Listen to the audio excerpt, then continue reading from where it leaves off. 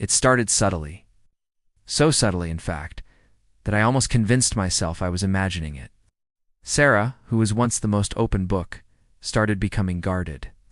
Her phone, which used to lie casually on the coffee table, was now always in her pocket or face down on the nightstand. There were late nights at the office that became more and more frequent. She'd come home smelling of a perfume that wasn't hers.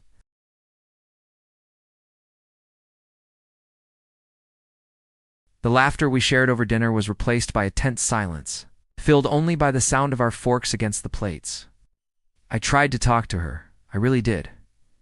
I'd ask, "Is everything okay, Sarah? You seem distant." She'd just force a smile and say, "I'm just stressed with work, Mark. You're overthinking it." And for a while, I believed her. Wanted to believe her. You always want to believe the best of the person you love, right? So I tried harder. Planned date nights, brought her flowers, tried to reignite that spark we once had. But it felt like I was trying to light a fire in the pouring rain. She'd go through the motions, but her heart wasn't in it. It was like she was there in body, but her mind, her spirit, was somewhere else entirely. The loneliness was the worst part. Living in the same house, sleeping in the same bed, yet feeling a million miles apart. I started to notice other things. New clothes she never showed me. A sudden interest in a new gym on the other side of town.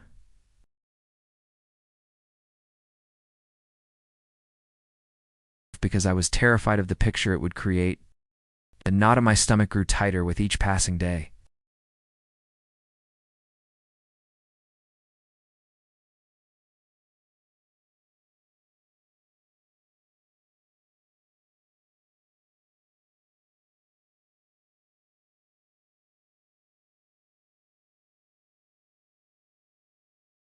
I was at home, trying to distract myself with a movie, when a friend texted me.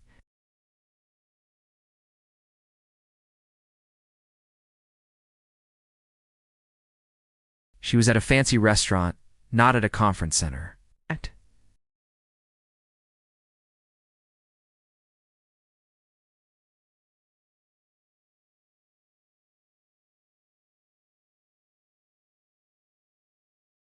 My world just stopped. The air left my lungs.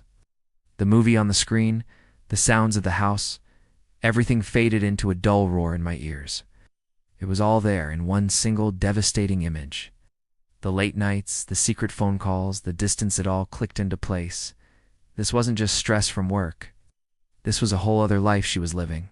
A life that didn't include me. I felt a wave of emotions crash over me: anger, betrayal, and a profound bone-deep sadness. The woman I had promised to love and cherish, the woman I had built my entire world around, was a stranger. I didn't sleep that night. I just sat on the couch staring at the picture, the silence of the house screaming at me. When she came home the next morning, humming a tune, carrying a bag from a bakery near the restaurant, she was still playing the part. "The conference was so exhausting," she said, trying to kiss me. I just stepped back.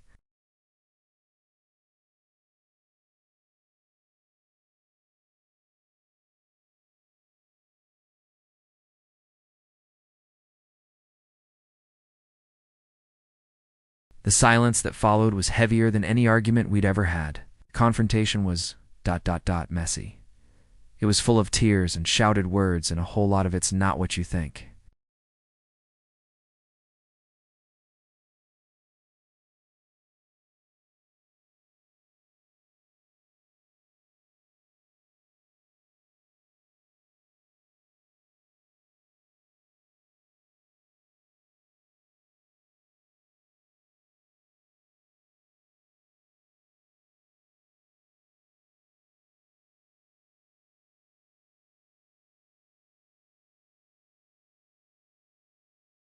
The hardest part to accept was the deception. It wasn't just the affair itself. It was the sheer depth of the lies, meticulous planning, the stolen moments, the smiles she gave me while her mind was on him. It was the ultimate betrayal of trust.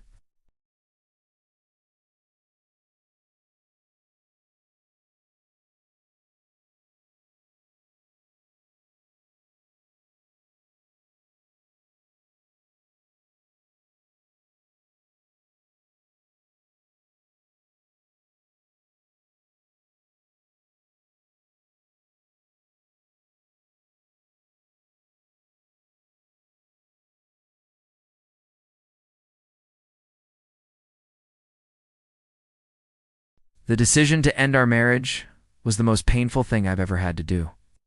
It felt like tearing a part of myself away, but I knew I couldn't stay. I couldn't unsee that picture. I couldn't unknow the truth. Trust, once shattered, is like a broken mirror. You can try to piece it back together, but you'll always see the cracks. And I knew I couldn't spend the rest of my life looking at those cracks, constantly reminded of the betrayal. It's been over a year now. The divorce is final.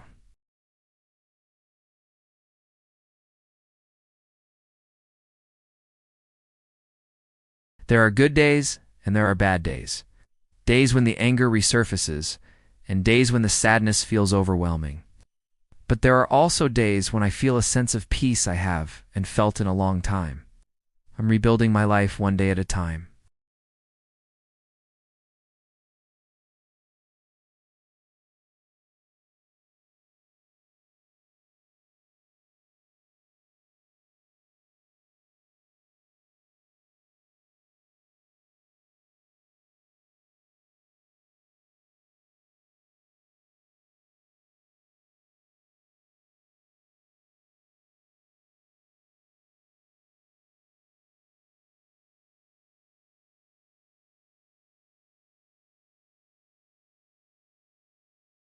My story had a painful chapter, but I'm determined to write a new, better ending.